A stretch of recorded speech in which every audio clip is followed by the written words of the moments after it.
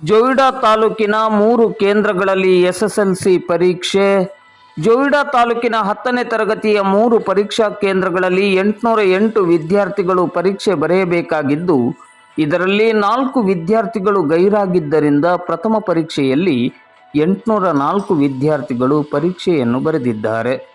ಜೋಯಿಡಾದ ಶ್ರೀರಾಮ ಸರ್ಕಾರಿ ಪ್ರೌಢಶಾಲೆಯ ಪರೀಕ್ಷಾ ಕೇಂದ್ರದಲ್ಲಿ 355 ವಿದ್ಯಾರ್ಥಿಗಳು, ಜಗಲ್ಬೆಟ್ನ ಸರ್ಕಾರಿ ಪ್ರೌಢಶಾಲೆಯಲ್ಲಿ 162 ಮತ್ತು ರಾಮನಗರದ ಸರ್ಕಾರಿ ಪ್ರೌಢಶಾಲೆಯಲ್ಲಿ 287 ವಿದ್ಯಾರ್ಥಿಗಳು ಪರೀಕ್ಷೆ ಬರೆದಿದ್ದಾರೆ.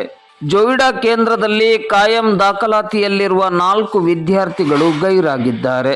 ಜೋಯಿಡಾ ಕೇಂದ್ರದಲ್ಲಿ 1, ರಾಮನಗರ ಕೇಂದ್ರದಲ್ಲಿ 4, ಒಟ್ಟು 5 ವಿದ್ಯಾರ್ಥಿಗಳು ರಿಪೀಟರ್ ಪರೀಕ್ಷೆ ಬರೆದಿದ್ದಾರೆ.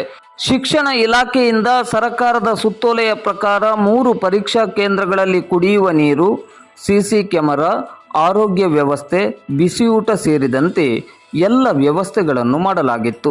ಕ್ಷೇತ್ರ ಶಿಕ್ಷಣಾಧಿಕಾರಿ ಬಶೀರ್ ಅಹಮ್ಮದ್ ಶೇಖ್ ಅವರ ನೇತೃತ್ವದಲ್ಲಿ ಶಿಕ್ಷಕರ ಸಹಕಾರದಲ್ಲಿ 3 ಪರೀಕ್ಷಾ ಕೇಂದ್ರಗಳಲ್ಲಿಯೂ ಯಶಸ್ವಿಯಾಗಿ ಪರೀಕ್ಷೆ ನಡೆಯಿತು. ಸೋಮವಾರ ಮಧ್ಯಾಹ್ನ 1:30 ಗಂಟೆಗೆ ಮೊದಲ ಪರೀಕ್ಷೆ ಮುಕ್ತಾಯಗೊಂಡಿತು.